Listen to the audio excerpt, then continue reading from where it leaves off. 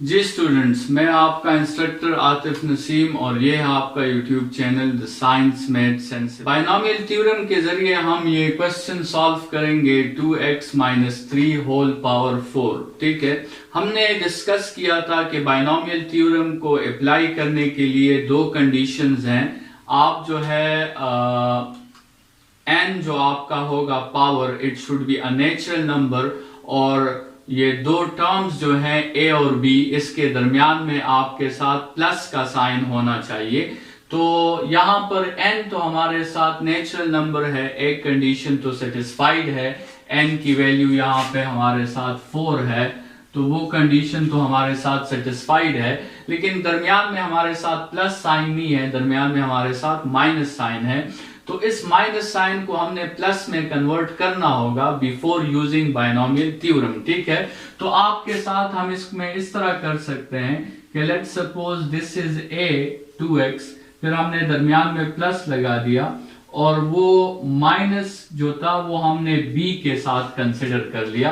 तो आपके साथ ये फॉर्म कुछ इस तरह हो गया कि 2x plus minus 3 whole power 4। इसमें ये जो वैल्यू आपको नजर आ रही है दिस इज a, ये जो वैल्यू आपको नजर आ रही है दिस इज b, ये जो वैल्यू आपको नजर आ रही है दिस इज n, और ये दरमियान में आपको प्लस का साइन नजर आ रहा है। सो इसका मतलब ये है कि अभी हमारे साथ दोनों कंडीशन सेटिस्फाई हो रहे हैं। हमने a की वैल्यू और b की वैल्यू भी फाइंड कर ली बहरहाल, लेकिन एक कंडीशन जो हमने सेटिस्फाई कर लिया, दरमियान में प्लस का साइन आ रहा है, और दूसरा कंडीशन जो हमने सेटिस्फाई कर लिया वो आपके साथ n जो है वो एक नेचुरल नंबर है। ठीक है, सबसे पहले आप ये सोचें कि आपके साथ जो पावर है, पावर आपके साथ n की वैल्यू आपके साथ 4 है।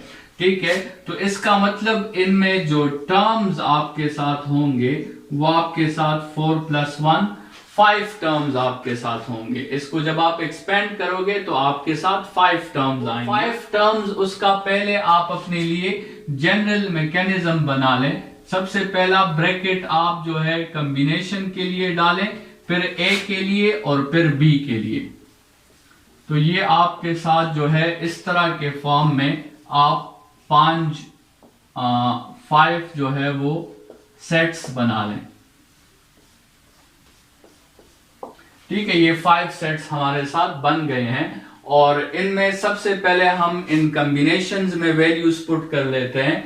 कॉम्बिनेशन में हम n और r की वैल्यू डालते हैं। तो n की वैल्यू हमने स्टार्ट करनी है 4 से, तो ये आपके साथ 4 0 4 1 4 2 4 3 और लास्ट में आपके साथ 4 4। फिर आप इसमें a और b की वैल्यू भी पुट कर दें। a की जगह आप 2x और b की जगह -3 पुट कर दें। 2x -3 2x -3 2x -3 2x -3। ठीक है, अच्छा, अभी आपने a के पावर को सॉल्व करना है और b के पावर को सॉल्व करना है। तो a का पावर यहां पे होगा 4 - 0 जो कि 4 के इक्वल है। यहां पर a का पावर 4 - 1 3 4 - 2 2 4 - 3 1 4 - 4 0। ठीक है, और इसी तरह b का पावर भी आपने जो है इस पे अभी लेना है, तो वो 0 1 2 3 और 4।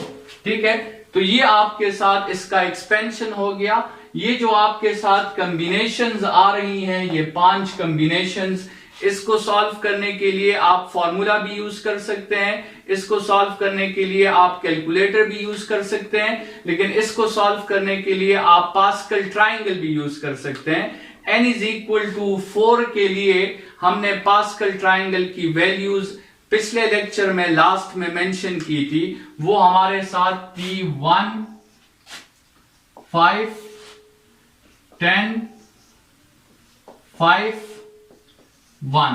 ठीक है, अगर आप 4c0 फाइंड करेंगे तो वो 1 की इक्वल होगा, अगर आप 4c1 फाइंड करेंगे तो वो 5 की इक्वल होगा, अगर आप 4c2 फाइंड करेंगे तो वो 10 की इक्वल होगा, अगर आप 4c3 फाइंड करेंगे तो वो 5 के इक्वल होगा, और अगर आप 4c4 फाइंड करेंगे तो वो 1 के इक्वल होगा। तो आप पास्कल ट्राइंगल की वैल्यूज भी लिख सकते हैं।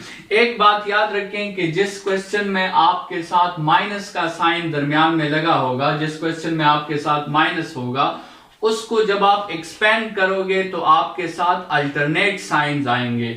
जैसे यहां पे आप देखें -3 पावर 0, चूंकि ये इवन पावर है तो यहां से तो ये माइनस खत्म हो जाएगा, लेकिन -3 पावर 1 जो है वो आपके साथ ऑड पावर है, और ऑड पावर माइनस को रिमूव नहीं कर सकता, तो ये टर्म आपके साथ नेगेटिव होगी। इसी तरह ये टर्म आपके साथ पॉजिटिव होगी, क्योंकि -3 पे इवन पावर है, माइनस रिमूव हो जाएगा। लेकिन ये टर्म फिर आपके साथ नेगेटिव होगी, क्योंकि यहां पे -3 पे ऑड पावर है।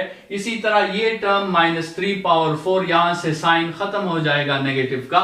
इसका मतलब ये हुआ कि जिस भी फॉर्मूला में आपके साथ माइनस का साइन मौजूद हो और आप बाइनोमियल थ्योरम से उसे एक्सपेंड करना चाहते हैं, तो याद रखें कि उस फॉर्मूला में हमेशा आपके साथ अल्टरनेट प्लस और माइनस के साइंस आएंगे जब आप उसे एक्सपेंड कर लेंगे।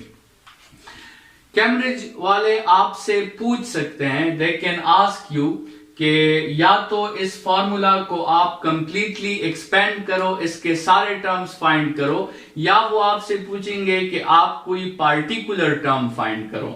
मतलब इसके फॉर्मूला में आपने देखा कि आपके टोटल 5 टर्म्स हैं, 5 टर्म्स हैं, वो आपसे क्वेश्चन कर सकते हैं कि आप इसका T4 फाइंड करो, मतलब आप इसका 4th टर्म फाइंड करो, या आप इसका 2nd टर्म फाइंड करो, या आप इसका लास्ट टर्म फाइंड करो।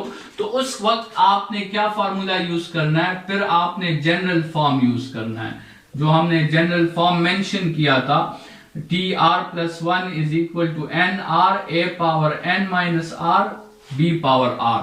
ये आपके साथ जनरल फॉर्म है किसी भी टर्म को फाइंड करने के लिए, और फिर आपने ये फॉर्म यूज करना है जब आपको कोई पार्टिकुलर टर्म फाइंड करना हो। अच्छा, वो आपसे इस तरह भी कह सकते हैं कि find the term in which we have x square, वो टर्म फाइंड करें जिसमें एक्स स्क्वेयर मौजूद हो। तो देखें, अगर आप इन टर्म्स को देखें तो इसमें एक्स स्क्वेयर का जो टर्म होगा वो ये 3rd टर्म है, क्योंकि यहां पे एक्स पर ऊपर क्या है? स्क्वेयर है, तो ये 3rd टर्म की बात हो रही है। या आपसे वो इस तरह क्वेश्चन कर सकते हैं कि find the term which is independent of x, वो टर्म फाइंड करें जिसमें एक्स मौजूद ही ना हो। तो वो अगर आप इन टर्म्स को देखें तो वो आपके साथ लास्ट टर्म है, क्योंकि लास्ट टर्म पे 2x पावर 0 है और 2x पावर 0 1 के इक्वल होता है, तो इस लास्ट टर्म में कोई x मौजूद नहीं होगा।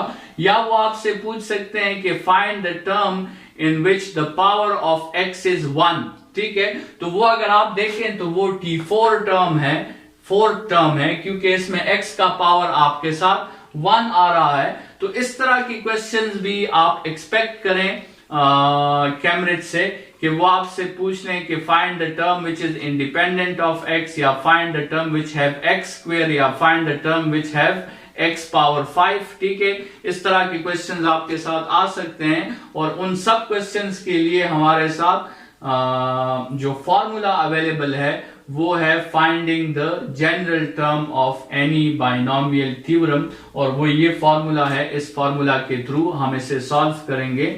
सॉल्यूशन जो है इसका, उसमें जो वैल्यूज हमें गिवन होंगी वो वैल्यूज हम पुट कर लेंगे, और कुछ हमें क्वेश्चन में कंडीशंस गिवन होगी, उस कंडीशन के मुताबिक फिर हम इस फार्मूला को आगे सॉल्व करेंगे, और हम जो है वो अननोन टर्म जिसको हमें मालूम करना है, वो अननोन टर्म हम मालूम कर सकते हैं।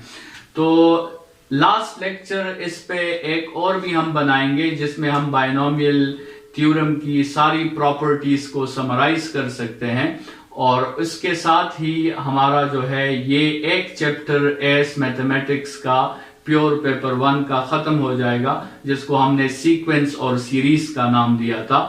तो फिलहाल के लिए इतना ही। थैंक यू, खुदा हाफिज।